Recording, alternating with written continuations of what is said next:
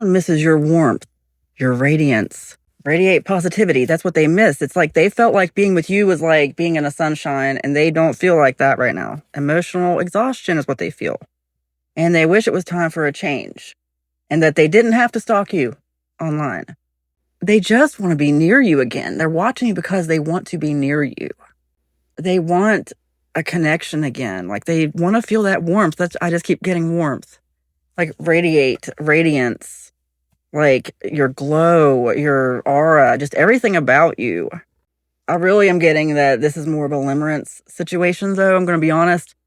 This person, either they're looking at this situation in a fake way, like building up an idea of someone in your head of what it would be like, and you're in this fantasy world, and then it kind of comes crashing down sometimes as you get to know the person and maybe realize they aren't who you think, or whatever.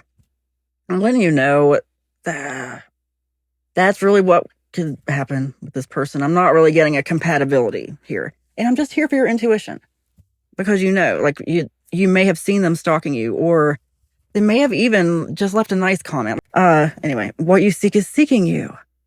Like they are very complimentary. What you seek is seeking you. Like they see that. They want you to have that. They may be cheering you on like your biggest fan all of a sudden. And it doesn't have to be content creator. It could just be something you posted, or if it's not online stalking, it's something else.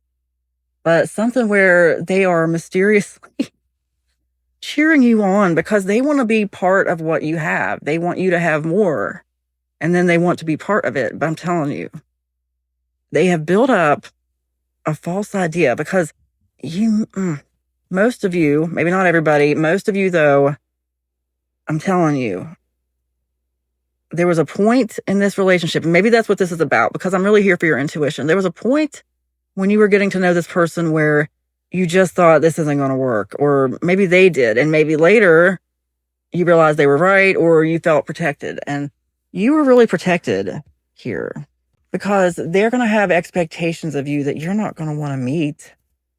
It's not going to be good, and that's likely what happened before.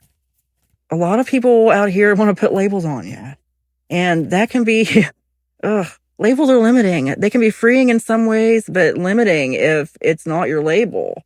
And they have needs that you don't have, or something here just didn't vibe, didn't click. It was an emotional roller coaster with this person. That's what I just got. Keep going, like past them. You did this for a reason, though. This person taught you a lot. You learned about your intuition. You learned what you don't want. But what you need to know is you were right. You were right, because it may be somebody who once in a while you think about and you're like, wonder how they're doing. Or they pop up and you're like, what? Them again? Multi-talented. They can't help it. They can't help it. And this goes back to all your radiance, glow. They really just want to be a part of something. But they're seeing you in a way, I'm telling you, you would not appreciate some of the demands that they would want to put on you. And let me give you an example. I'm getting reminded, this is how my readings work. This is part of the reading. One time I had a male neighbor. I was single, he was single, but there was nothing going on or anything like that. And I would just see him in passing, we weren't close, and I'm like that with my neighbors. One day he says something to me like, some other woman he used to live beside used to bring him a meal. And the way he said it was just like, she used to bring me a meal or whatever. And it was just funny. I could still hear his voice, hear his inflection. And I immediately just said, well, I don't cook that much. Don't rely on me for that. You put a label on me that doesn't belong to me. That's what I mean about you may not appreciate the label.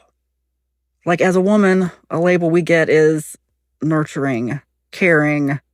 We're supposed to want this, supposed to want that. Well, maybe I don't.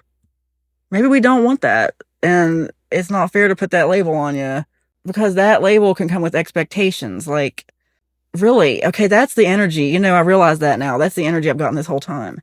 This multi-talented, they want to just keep you all to themselves, like not share you in a way that would hold you back and stifle you. Like, they don't realize that. They don't realize that you're just not someone who maybe has the level of time to devote to this kind of relationship. Like, they would want something very codependent. where you're constantly texting and asking their opinion about everything. Like this person, ugh. Okay.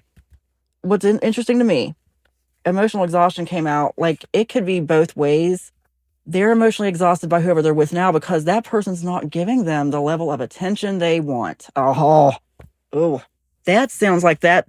It sounds to me like they're the emotionally exhausting person. So, at least to them, you got to find someone who matches with that. Okay. One person's emotional exhaustion is one person's treasure. One man's trash is another man's treasure. Someone else could want that. Like, I've known tons of people who were like that. Like, another thing I'm getting, I had a friend who she remarked about her boyfriend, this guy she was with at the time. She's like, oh, he's so needy. And I'm like, oh, and I said something. She goes, oh, it's okay. I'm needy too. I'm like, oh, okay.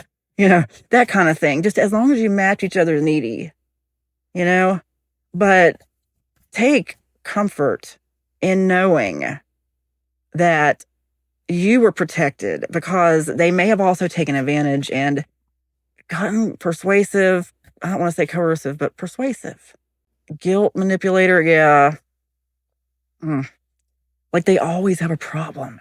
People don't realize that. Like, let's say you're multi-talented and you're creative and you have work to do. Okay. Which I know that's who my collective is for the most part. Well, if you have so many things to do, you can't stop and give everybody attention because it takes time. It takes time away from what you need to do, from your work. And the only relationships you can really have are the people that get that. You have to understand that, please. Like, don't feel like you have to bend over backwards. You have positive thoughts. And this is great because it came out with Radiate Positivity. Keep going with whatever you're doing. Whatever you're working on right now is what you need to focus on. You're on the right path. And that's the thing. They're seeing that too. A lot of people are probably seeing that and are very drawn to you and want to know more. They want to be a part of what you're doing. But again, like I said, time constraints. Don't feel bad about being selfish with your time. Send positive thoughts their way. Be a good example, but keep going. You have positive thoughts. It is spoken, it is written, and so it is. Amen.